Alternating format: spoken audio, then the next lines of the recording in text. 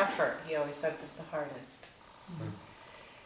And our teacher, great Zen Master Sung San, put it very well, I think. He said it's like tuning a guitar. And that's a constant thing. So guitar strings, I don't really play the guitar, but I've played a little bit.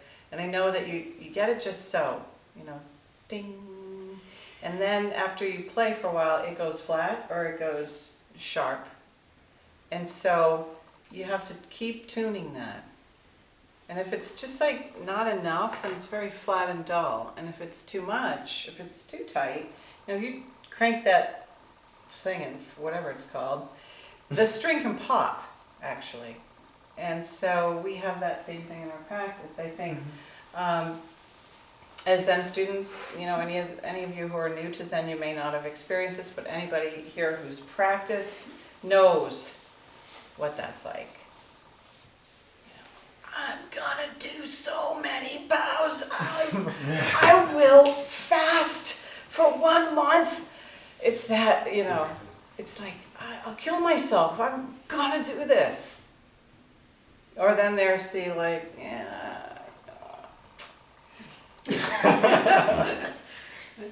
maybe tomorrow. And so we all know what that's like. And either one is too extreme, It has to be in the middle. It's kind of like, we had a guy in Kielce once in Poland. This was great. Every day he didn't eat. So you go to the formal meals, and everybody's dying to eat. I mean, it's like, again, there's not much going on, so that's a highlight. So you get your meal, and there's 4 bowls, and they come around with the food, and it's very, kind of formal. And he would just take the tea. And, people would be like, this guy's pretty good, He's not eating either. And so he did this for days. And he would just he'd sip the tea, bring the bowl up. Everybody's chomping away on their salad and snuffling and snorting. And he would just be like, very holy. So people notice this stuff, on a retreat. And then at night, though, you have to share rooms, and so everybody's on sleeping bags on the ground, and he had all this food. He was sneaking out to his local store. And you had to walk like 3 miles in Felenica in Warsaw. You had to go down this long dirt road, and they had like food there. So he would go all the way down there, get the food, and it was in the bottom of his sleeping bag.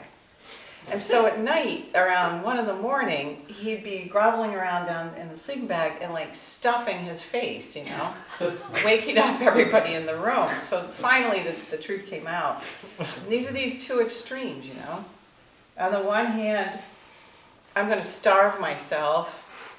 And then on the other hand, I'm going to like gorge myself. And in the middle, it's just like if you have your meal, your 3 meals, it's right effort. Not too much, not too little. Or like riding a bicycle. Do you remember the first time you learned how to ride a bike? Most of you? Show of hands. Who remembers that first time? Like everyone, right? It's such a big moment. Like we have very few memories from our childhood, I think, like that really stand out. But riding a bike is one of them. I remember trying to learn how to ride a bike, and my father like holding the back, and he kept saying, "I'm not going to let go. I'm not going to let go," and had this like tightness because he's kind of controlling it, and I'm thinking he's going to let go. Don't let go. Don't let go. And I couldn't learn that way, and so one day my parents went out and they left us with a babysitter. And again, this could be like a warped memory because of being so young, but this lady seemed to be about 125 years old. Like, we even thought, well, she couldn't even take care of us if something happened. She could hardly walk. So this day I thought, I'm going to ride that bike. And I remember it so clearly, getting in the garage, and getting on that bicycle.